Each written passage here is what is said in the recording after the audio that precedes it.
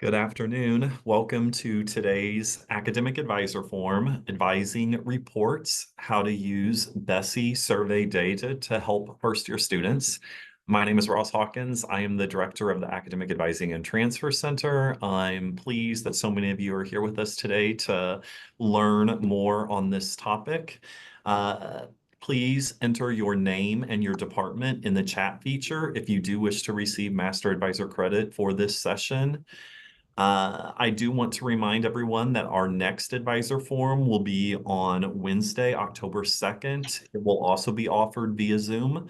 And that title for the advisor forum is Keys to Advising Language Students. So Dr. Berkowitz from Languages, Cultures, and Religions will facilitate that session with some colleagues from his area.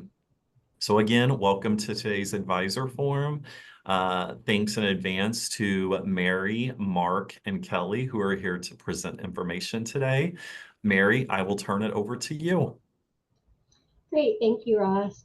As somebody who was an advisor and did several of these advising forums, when I was an advisor, I want to say thank you to everyone who's coming and giving up your lunch hour to go to this forum, and hopefully we'll have some information that's valuable to you.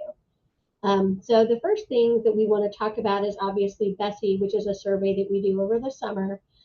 Mark is going to get into that in more detail here in just a few minutes. But first, we're going to start with a little interactive poll.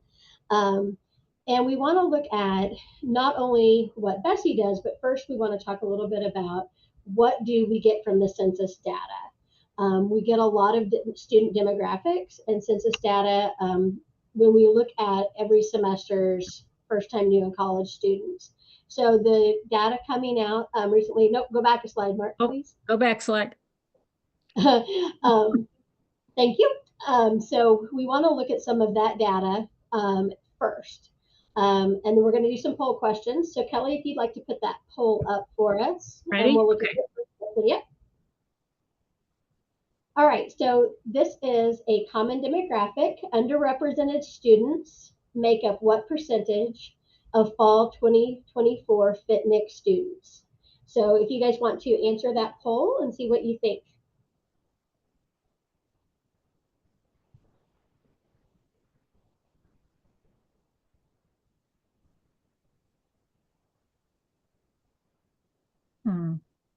Oh, there we go.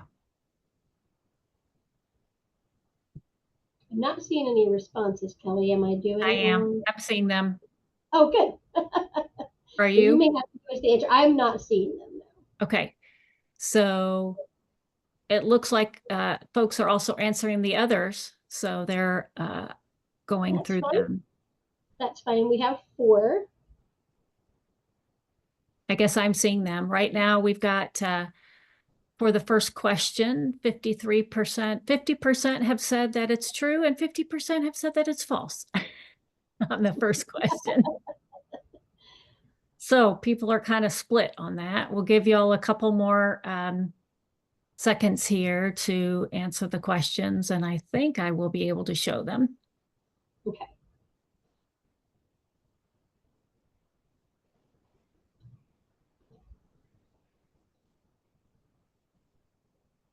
Yeah, you can go ahead, y'all, and answer all the questions. We have underrepresented. We have first generation question, our Pell eligible question, and our geographic question.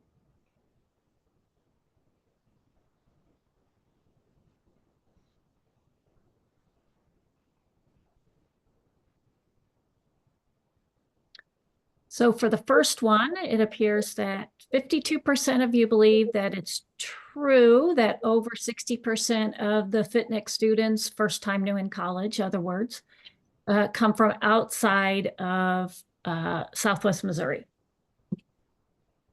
And that's correct. It looks like it's about 64% of students are coming from outside Southwest Missouri. Right. For underrepresented students, 53% of you all said that our underrepresented students make up between 10 and 19% of the FitNIC students. Which is also correct. You guys are so smart, which we all know. 18.8% make up that underrepresented holistic category this year. And true or false, 89%, almost 90% of you have said that first gen students make up more than 25% of the FitNICs. And you are correct. And we're going to talk a little bit about this data, what we show on this report versus what we show in BCSSE. What's interesting about this report is that we have 28.4% said they were first generation, but we've got 23% who also came back with an unknown. So what we're going to see when we look at BCSSE is going to show us a little bit of a different answer. So kind of keep that number in the back of your head, that what we get out of this report being 28% versus what we get out of BCSSE. And Mark's going to talk about that here in a little bit. And 77% of you said that it is true. Over 50% of FitNICs are Pell eligible. And that one is actually a little bit lower. We're at 40.9% for Pell eligible this fall. So you guys are very smart. If I could throw you, I'm throwing you all virtual candy to say good job on all of that. So this is just going to be response. If anybody has anything that they want to throw out to us. We're curious, what do you think those demographics tell us about our students, and what do they not tell us about our students? So what do you not get out of demographics? Anybody want to chime in?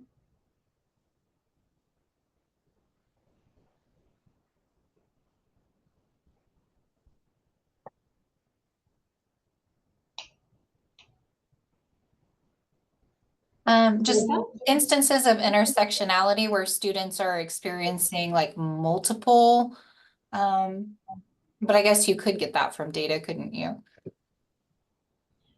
Well, from this data, so if we're looking at where they came from, we're looking at what their gender is, what their background is in terms of, is this an underrepresented student or is this not? I mean, what kind of things do we not get if we have that kind of broad information? You want to go back one slide, Mark? Sure. Yeah, I think I would say to that question, yes and no. Yeah, not to be obscure, but as is, the data doesn't really give us that, but they give us the data that enables us to find that.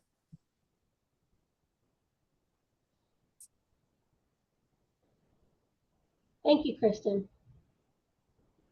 All right, I know a few of you guys, so I'm going to call you by name if you don't. Any other thoughts?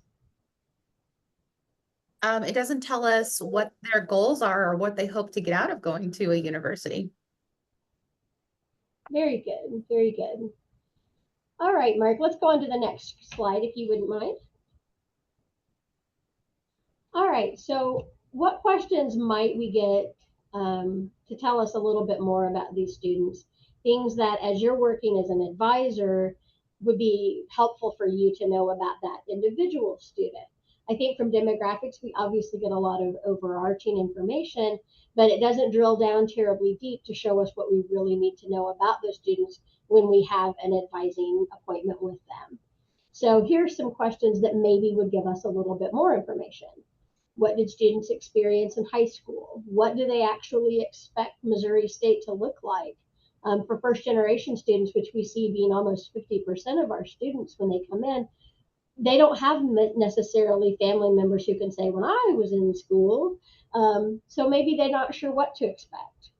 So how do they see themselves fitting into this university community? What does it mean to be a bear at Missouri State? That's going to be more than just classes, right? So how do they actually fit into this community, and how do they see themselves fitting in? What do they imagine interactions with faculty are going to look like? Are they nervous to talk to professors? Are they excited to talk to professors? Did they think that that's going to be a relationship where they're going to be able to feel comfortable going to a professor with questions? What about friends, peer groups, things like that? Are they thinking that that's going to be something that is going to be easy for them to do, or are they nervous about that? What kind of support system do we have at Missouri State? Are they going to use those support systems? Are they aware of those things? What are they excited about? What can they not wait to do first when they get to campus? And what scares them? And then when we look at things like retention that are really important to the university, do they expect to graduate from Missouri State? Do they expect to graduate at all? What are their biggest concerns? So these are the kinds of things that I think when you go into an advising appointment, I always found really helpful to have that kind of information to help me get to know that student. And obviously, as advisors, as you meet with students repeatedly, that becomes easier. But that very first meeting, if you had some of this background information, would that be helpful to you when you actually meet with students? And that's where Bessie comes in. And so that's where Mark comes in. So I'm going to turn this over to Mark to let him talk to you a little bit about the history of our use of Bessie and what actually it is. So Mark, take it away. All right. Well, thank you. And thanks everyone for coming. So Bessie is the Beginning College Survey of Student Engagement. I took some text from their website, which you're welcome to drink in. But really it can be boiled down to 3 pretty simple questions. What were your experiences last year? In the case of the vast majority of these students, that means their senior year in high school. What are your expectations for this year?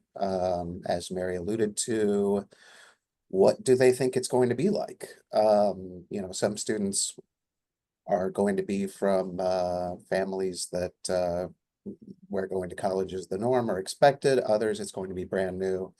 So what are they looking for? What are they apprehensive about? And then the who are you? That not only touches on the demographics, and as was mentioned, each of these students has a story and is a unique individual, obviously. And one of the things that this enables us to do is give us that sort of university level view. But that gives you things like, well, what's the average student like at Missouri State? Well, the average student is 58% female. That's obviously not an accurate statement. So it's important to look at these things, not just in the aggregate, but right down to the individual level.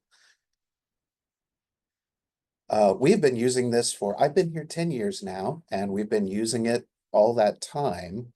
The University of Indiana houses the folks who run Bessie and some other surveys. They're very established. They're very, they're validated. They've got tons of psychometric data. They're good tools used by many universities. So this kind of shows you when we've used them during that time in conjunction with another survey. They tend to encourage its use on a 3-year cycle. We have had reasons to do it more often than that as we work toward improving retention. This has been one of the kind of tools we've reached for. We administered it 3 years running, 2014, 15, and 16, back when it was a paper survey.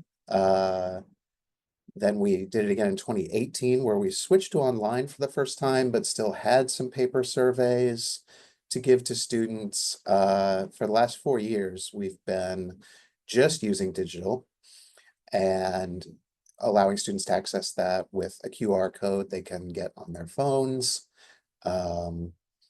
And we've administered it at SOAR.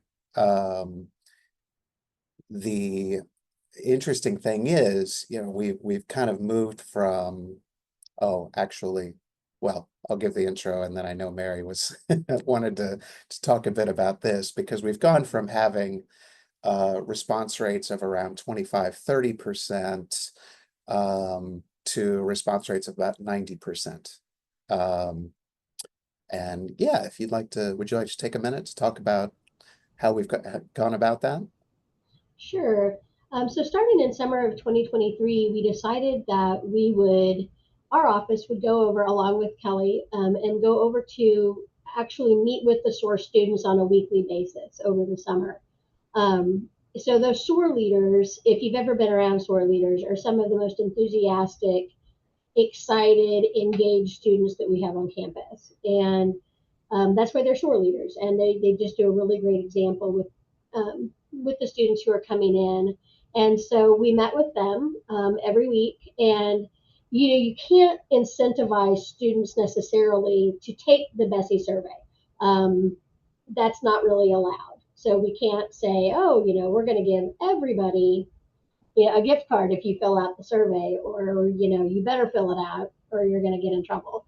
We don't want to do that. And so, but what we can do is we can go to those SOAR leaders and we can incentivize them to encourage those SOAR students to, as during SOAR, to go ahead and fill that survey out for us. And it was great. It's been really, really successful. They have found a way to set out times, each set of team leaders for SOAR. Those SOAR leaders will set out a time during their sessions to have everybody work on that survey. And then we are able to pull that data and then we award prizes. And, maybe it's hey, you had the most students, team one had the most students this time, fill out the BCSSE survey, or the highest percentage, or the most improved from the last time. So it's not necessarily hard numbers, but then we had drawings and we spun the wheel on the phone to see who would win a prize. And then we had everybody, all of the SOAR leaders, entered into a drawing at the end of the summer for a larger prize. We awarded an iPad and some headphones for students, for SOAR leaders.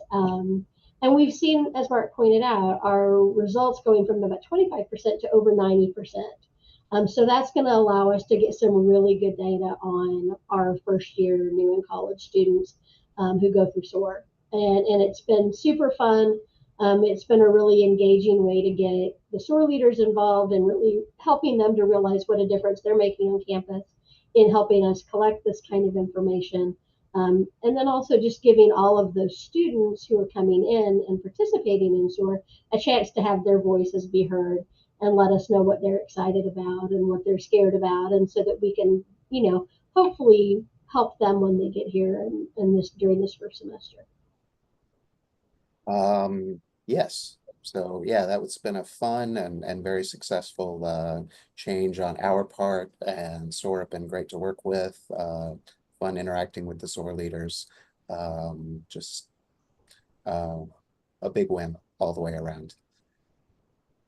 But to get to the data, here's just one question chosen at random, but relevant to what we've been talking about, that gives you a sense of what that data looks like at the university level.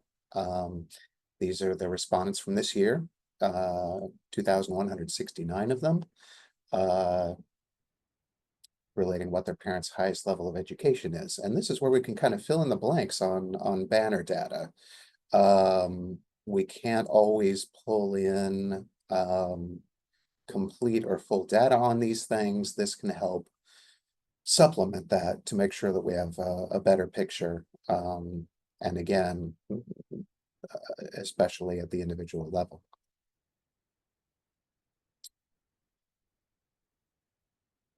And again, questions about what students expect to see in the coming year. Some are very intuitive. How hard do you expect to work? How much do you expect to study versus socialize? But then there are things that are very relevant for the students' lives that, I probably wouldn't have thought of going in, even though when I see this, I think, oh yeah, that was such a stressful thing for me as a student. So this shows just again in the aggregate, 2,174 respondents this time talking about what sources they're going to use to pay for education. A nice thing about BCSSE and the other survey that the University of Indiana houses is that it lets us compare against other institutions who use these tests. And on its own, these don't tell you a whole heck of a lot. This isn't, statistical validity or so forth, but just gives you a sense of where we are a little different as a university from other institutions that are using it. Expected academic difficulty. Our students think it's going to be just a little bit easier than students as a whole tend to think.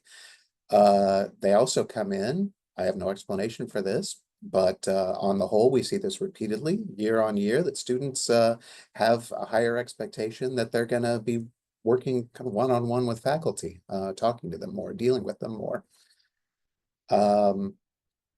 And something that's perhaps a little unsurprising, but is also true year on year, and I think just more of an artifact of the region, is students' anticipation of meeting and talking to people who aren't like they are. Again, these aren't huge differences. It's nothing to kind of base major policy decisions on or anything, but just kind of keep in the back of your mind kind of interesting things that at the very least appear to be continuously true of our students. And again, I've kind of hinted at, and shown you some of the aggregate university level data, but here's another piece that was brought up earlier that shows how we can get down to the individual level on these things. We can combine it with banner data, so we have that fuller picture of what our student body looks like. Because they give us all the data, we can have not just these aggregate totals at the institutional level, we can look at it by college, we can look at it by program. On the other side of things, we can look at it by the student's characteristic, Pell eligibility, first generation, race or ethnicity, things like that we've talked about. And then within that, we have individual students' responses to the items in this survey. And I picked this one because it was one of the reasons we've done things for multiple years over the last decade and found to be helpful was the question, do you expect to graduate from this institution? Pretty straightforward, but what we were finding was that students said yes, well, great. They plan on sticking around. If they said they're uncertain. They're the ones that, Gigi's the one. Pardon me? The one that contacted me. So yeah, it's actually, well, it generally falls out in this order. The counts and the percentages are similar to what we see in the past. If students say yes, great. If they say no, they have a reason in our experience. And if they say uncertain, we kind of see those as the ones who maybe need a little extra time, little talking to, maybe they aren't aware of some resources on campus, who knows? But again, those are 92 people who for various reasons feel like maybe I'm not going to make it.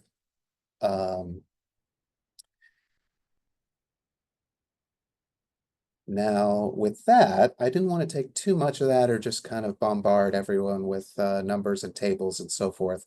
I thought it would be nicer to kind of get to the fun stuff. And going back to the individual level, one thing that BCSSE gives us is advising reports for these students. That's a relatively, well, a new format that they've added has been a recent addition. They've modified it over the years. They're pretty good about responding to people's feedback, both positive and negative, but to introduce you to that and get to what's hopefully well, it'll be more fun than listening to me go on about statistics. I will hand things over to Kelly Wood. Yep. So can you go back to the last slide then? Yep. What I wanted to talk about with you all next is, as Mark alluded to, is how can you as an advisor use this information? Because we've shared with you the aggregate, both the demographic census data, but also some of the data relative to BCSSE across the new fitness class. But as an advisor, you want to know individually how your students did, and we have an advising report that's available to you. So Mark, if you would stop share screen, and then I'm going to pull up the example one that I can share with everyone to do a review on how the individual report looks. Let's see. We are seeing your calendar, Mark. There we go. Okay.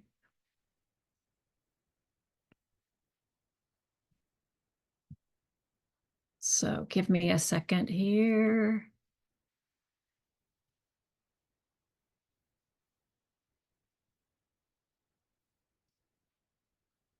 So every student has an individual report that provides a summary of how they responded to questions on the survey from this summer. And I'm looking still, sorry, to find my page.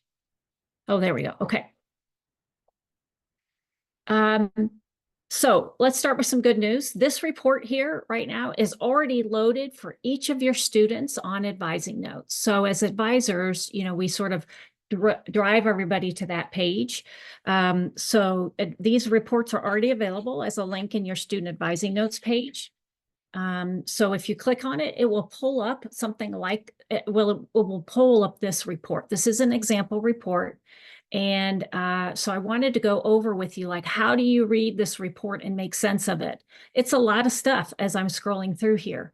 I've highlighted things there. It won't have highlights for you. So what I wanted to do is just to spend some time with you all reviewing the report, the sections, and then saying which ones would you want to talk about with your student? Which ones are providing you with information or a point of conversation starter with that student? So as Mark alluded to earlier, we do ask them on the top left there a little bit about their background. So it's going to tell you, and we've anonymized this report so that you can't see who it was. But two things stand out to me about this student. They have said that their institutional choice of Missouri State was third or lower. So that's a perspective that you can take. Maybe 5-6 weeks in now, they think, oh, this is the perfect institution for me now, but you can't assume that. And also coupled with expectation to graduate, they said no or uncertain. So thinking about that mindset for that student may give you a heads up as kind of a place for you to potentially start in meeting with that student. Over here, again, there are more things to focus on, but you know, what are things that you can look at immediately? Because as you prepare for meetings with students, you're going to focus on the advising notes, probably, and their transcripts and what they're enrolled in this semester. But if you could add 2 more minutes, 3 more minutes to quickly scan their BCSSE report, these are the things that I would recommend. Is that you look for, example, lower scores. So for example, this first year expectations, this student said that they have a fairly low 20 out of 60, out of 60, the high, 0 low score on that they would expect to interact with faculty. They also, if you look at the next one in the yellow, have a pretty low expectation of how often they would talk to faculty, advisors, or learning support services when they need some help with coursework.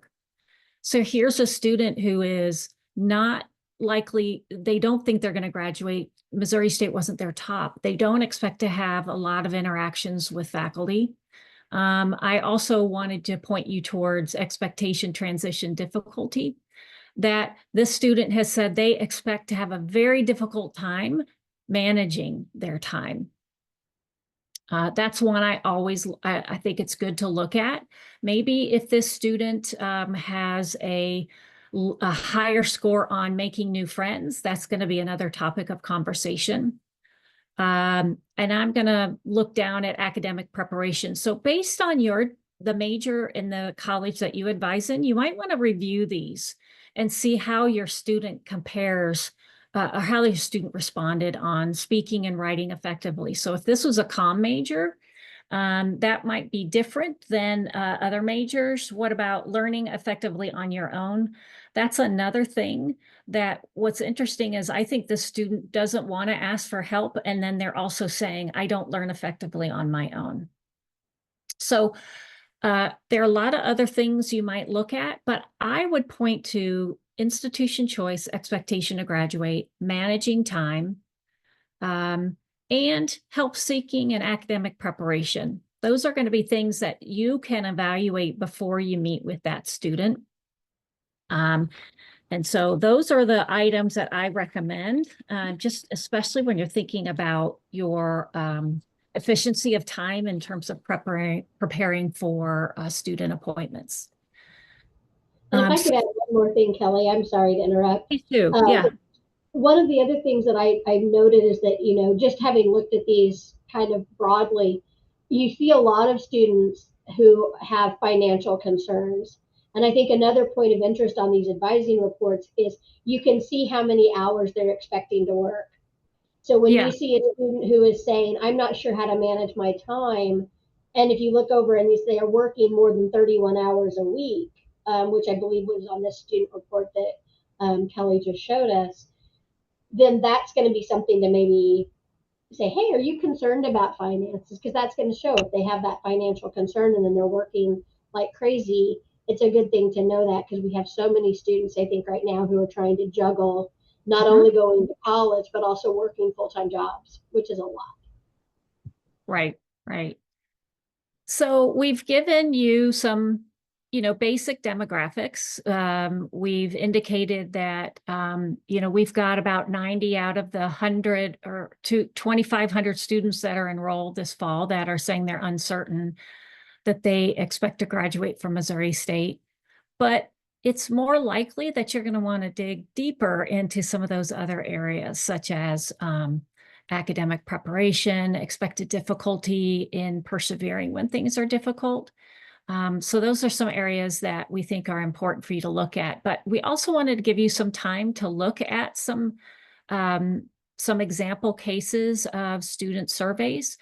Hopefully, maybe as you've been on this call, you've looked at a new student on your advising notes and seen that you have an advising note, a BESI report on there. And if you go to a student's advising notes and you do not see a report listed, that means the student didn't complete it.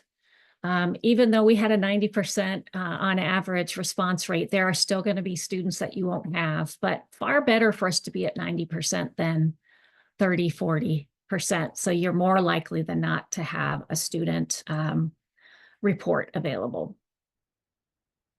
And just a quick little FYI too, we had a different report for last year's students. BCSSE tried a new report that showed a series of categories and whether your student was above what's expected or below or at average in sort of a yellow, red, or green.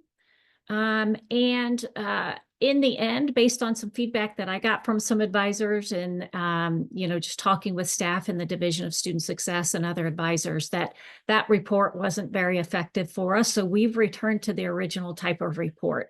So the one that I showed you and the ones that I'm going to have you take a look at in a few seconds here, this is the report that you should see, and we're going to continue with this. So I have set you up in breakout rooms because what we're going to do is, hopefully, fingers crossed, I'm going to be able to broadcast an example student BCSSE report to each of your groups.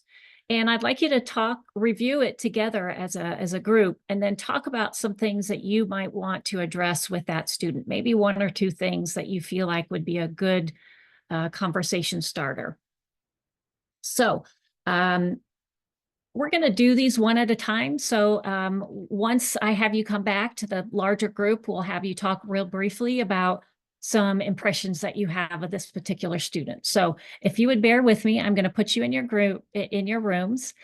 So join the room, and then I am going to attempt to broadcast the student report to you so that you would see it kind of like a slide. If for some reason that doesn't work, I will have us all get back together and review a report together and get some feedback from you. So here you go into your rooms. Okay, I think everybody is back. So I'm interested to hear what your impressions were of this student case. So anybody can unmute. I'd be happy to hear from you. Just what your thoughts were on how you might approach talking with the student for the first time at your first advising appointment. I'll go. So I was in breakout room 5 and we talked a little bit about the social aspect of it because the student mentioned that they would have a lot of difficulty making friends. They weren't planning on spending a lot of time doing co-curricular stuff, especially compared to what they did in high school. And they just didn't seem like that would be something they felt very confident about. So we mentioned that we would talk with the student about their feelings on that. Okay. Very good. What's another topic that a different group keyed in on? Well, somewhat related to that, but the student had put that they, I think it was a 2 on if they would reach out to family or friends. And so that kind of stuck out to me, that they don't expect to spend a lot of time in co-curriculars or having difficulty making friends. But then if they do face a challenge, they're not going to really have that support system in place to reach out to. Yep. Good. How Group about 7 discussed, Group 7 go discussed a ahead. lot of the same things. And then we also talked about how they're majoring in management, but it looks like they're prepared really well academically. They feel confident in that, except for some quantitative areas and information technology areas. So kind of just prepping them for those classes, maybe approaching them a little bit differently than like, yeah, go for it with your other courses, but those might need a little bit more coaching encouragement. Excellent. I'm glad that you picked up on that. I think that was Kimmy. Was that you? No, who was talking? Yes. Yep. It was Kimmy. That's what I thought. Okay. Yes, and that one of the reasons why I picked that one is because I noticed the low scoring on quantitative, and helping that student be prepared and knowing what the sequence of classes is obviously at a minimum, but at a maximum, what are the resources that they know about? How much are they aware of our math tutoring, both at the Bear Claw, but also tutors available in the College of Business? So it just really gives that opportunity for you to delve into some different types of questions there. So, all right, we're going to do one other one. Those were some really helpful strategies that you picked on. So I am going to get you back into your same rooms. Hey, everybody, welcome back.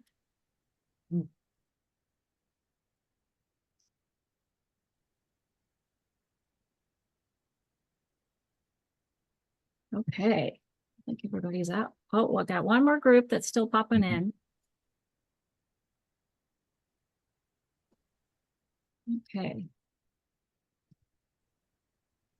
So I'm going to leave somebody just give me the thumbs up that you can still see the report on the screen. Yes, thanks, Scott.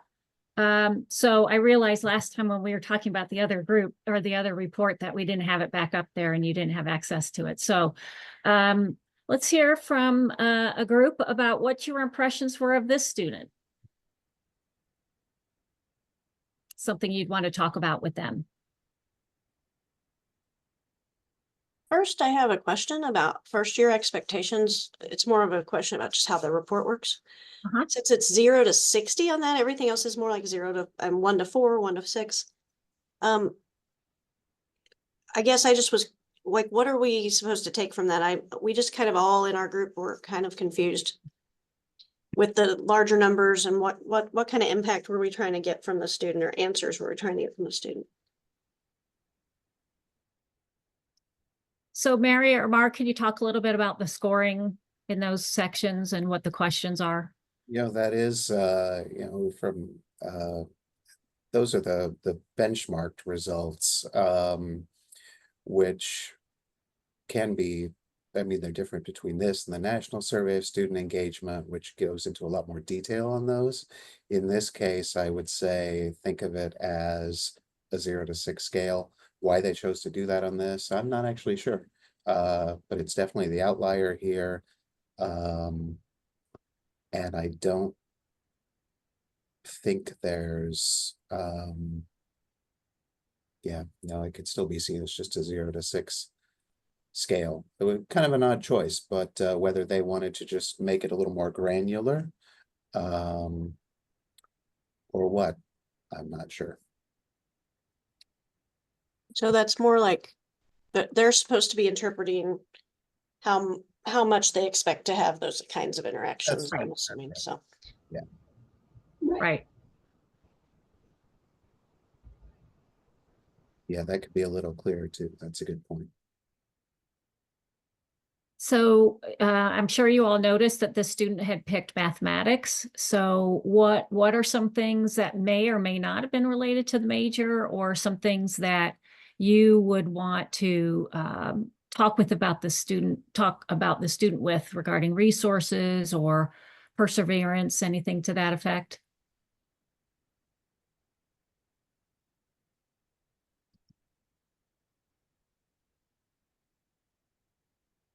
I was immediately struck by the hours per week block, where you could see, compared to some of those past students we looked at, they were doing 11 to 15 hours in the various boxes.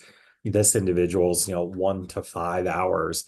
So, we definitely haven't accounted for the full number of hours in a week in terms of what the student is or is not doing. But also, and again, every student's strengths and interests are different, but my experience has been mathematics majors usually probably need to study for more than an hour a day just to get their proofs and their quizzes done, much less internalize the math. So I wonder if there might be a disconnect between what the STEM faculty may be expecting from this individual and what they are, where they are expecting to be, at least in the first few weeks of the semester. Gotcha. And noticing too that they did not complete calculus.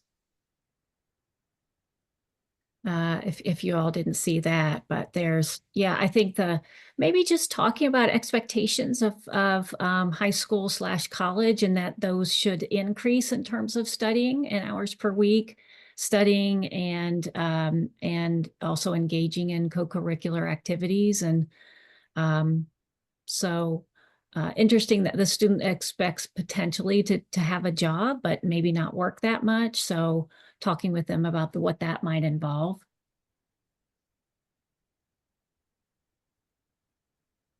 I also immediately think of the 5 credit classes. I don't know if this student's going into calculus, but at some point, Calc 1 and 2, those are going to be classes where, again, 1 hour a week's probably not going to get it done. And then I look over here at transition difficulty. It's a student who says, learning course material may be challenging, managing my time may be challenging. How much more so when it's, a 5 credit class and something that's absolutely central to your ability to advance and your long-term success.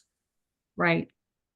And that they would have a difficult time making new friends and interacting with faculty, or even staying positive on assignments when they do poorly.